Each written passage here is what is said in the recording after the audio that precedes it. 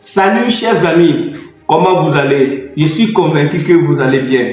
Que la grâce de Dieu soit multipliée pour chacun de vous tous et que le Seigneur soit avec nous. Aujourd'hui, nous sommes encore sur notre chaîne.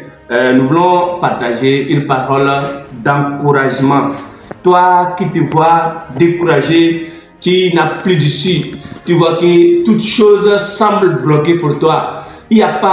Tu penses qu'il n'y a plus d'issue pour toi. Écoute ce message jusqu'à la fin. Le Seigneur fera quelque chose dans ta vie. Nous allons aller lire la parole de Dieu dans Jean 11, à partir du verset 3. Les sœurs envoyèrent dire à Jésus: Seigneur, voici, celui que tu aimes est malade. Mon frère et ma sœur, toi qui es en train d'écouter cette parole, il faut savoir que si tu as le Seigneur dans ta vie, même si tu n'as pas le Seigneur dans ta vie, je vais te dire aujourd'hui que le Seigneur Jésus t'aime. Il a fait tout pour toi, il a souffert pour toi. C'est à cause de cet amour qu'il est allé à la croix. Et la parole de Dieu nous dit ici, les sœurs ont envoyé les gens aller dire à Jésus que l'homme que le Seigneur aimait est malade. Alléluia. Que la personne que Christ aimait était malade. Si nous allons continuer la lecture, nous allons voir que après avoir entendu cela, Jésus dit: cette maladie n'est point à la mort, mais elle est pour la gloire de Dieu, afin que le Fils de Dieu soit glorifié par elle. Amen. Donc la parole de Dieu nous dit que cette maladie qu'on vient de l'annoncer n'est pas pour la mort, mais c'est pour glorifier Dieu. Le problème que tu es en train de traverser aujourd'hui ne veut pas dire que c'est fini pour toi. Les difficultés dans lesquelles tu es aujourd'hui ne veut pas dire que c'est fini pour toi. Garde le Seigneur, fixe tes regards sur le Seigneur. Le Seigneur n'a pas encore dit son mot sur ce qui est en train de t'arriver. Nous allons voir que si nous allons poursuivre ce que nous avons commencé à lire, cette maladie a continué jusqu'à ce que Lazare, l'homme que le Seigneur aimait, était mort. Cette personne était morte et même ensevelie. Et c'est après la mort, 2 jours, 3 jours, 4e jour, Jésus débarque. Alléluia. Donc, parfois, tu peux être dans une situation et selon toi, le Seigneur devrait intervenir. Mais au lieu que le Seigneur intervienne, au lieu que tu puisses trouver des astuces pour t'en sortir de ce problème, tu vois que le problème devient encore plus grave. Voilà. Donc Lazare était malade.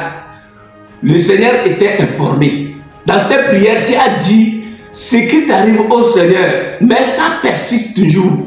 Alléluia. Le Seigneur n'a pas oublié. Le Seigneur n'a pas encore dit son dernier mot. Alléluia. Tu peux voir que c'est fini pour toi. Mais je te dis que le Seigneur n'a pas encore dit son dernier mot. Le Seigneur c'est le Seigneur qui a le dernier mot. Il faut que tu fixes ça dans ton cœur. Il faut savoir que dans ta vie, le Seigneur, c'est lui, celle qui a le dernier mot. Après la mort, que le Seigneur vient. Lorsque le Seigneur vient, tout le monde pleurait déjà. Tout le monde disait que c'est fini. Donc ton problème peut sembler comme l'histoire de Lazare.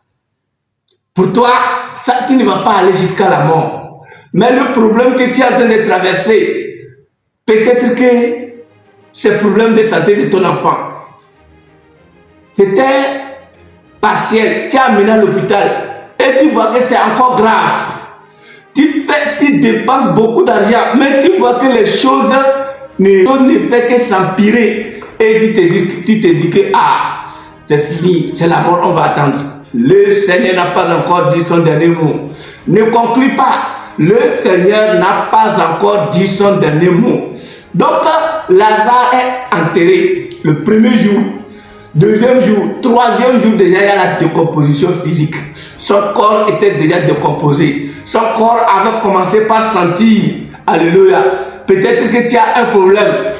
Pourquoi ton problème n'est pas encore résolu? C'est parce que c'est toi seul qui connais que tu as un problème. C'est parce que le Seigneur n'a pas encore parlé. Ton problème n'a pas encore senti. Lazare a commencé par sentir dans le tombeau. Alléluia. Donc ton problème n'est pas encore arrivé à l'étape de Lazare. Ton problème va commencer par sentir. C'est là que le Seigneur intervient.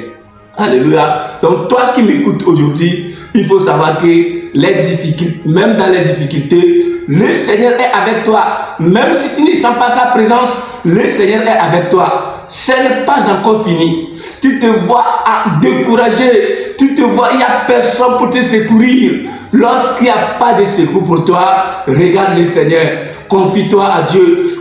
Mets ta confiance en Dieu et continue dans la prière. Continue par espérer.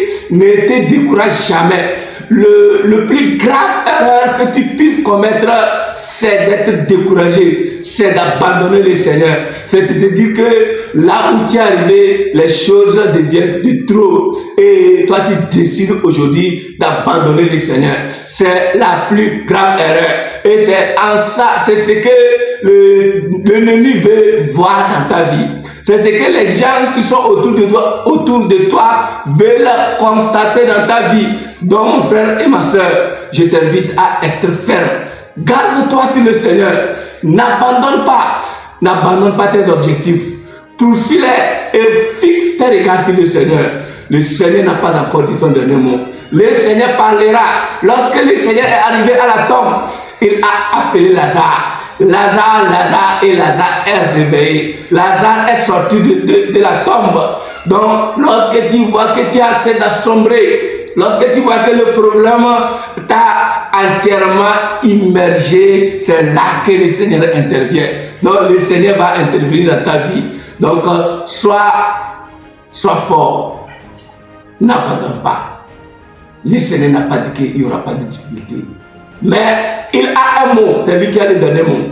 Il a dit, même si tu es dans l'eau, je serai avec toi. Même si tu es dans le feu, je ne t'abandonnerai pas. Donc le Seigneur n'a pas encore dit ce mot. Alléluia mon frère. J'espère que cette parole t'a encouragé. Que la main de l'Éternel soit sur tout le monde. Que Dieu vous bénisse parce que vous avez pris votre temps pour écouter ce message. Que le Seigneur vous fortifie. Soyez bénis et fortifiés dans le Seigneur. Au nom puissant de Jésus, je prie également pour vous. Seigneur Jésus de Nazareth, je te glorifie pour tout ce que tu fais. Merci pour la vie de tes enfants que tu aimes tant. Les enfants que tu ne peux jamais abandonner. Je prie et je confie leur vie dans tes mains. Je demande ta grâce. Celui qui est en train de traverser le moment difficile, celui qui est sur le point d'abandonner, je prie maintenant et je lui confie dans ta vie. Manifeste ta puissance. Amène-le à toi, Seigneur Jésus de Nazareth, que son cœur soit attaché à toi et révèle ta gloire. Seigneur Jésus de Nazareth, réponds, Saint-Esprit de Dieu, à tes enfants afin que les choses soient trop tard. Merci pour ton amour. Merci parce que tu règnes dans leur vie. Que ton nom soit béni pour toujours. Au nom puissant de Jésus, nous l'avons prié. Amen.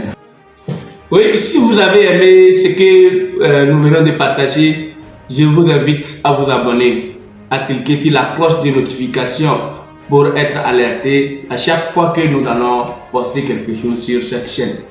Restez bénis au nom de Jésus. Amen.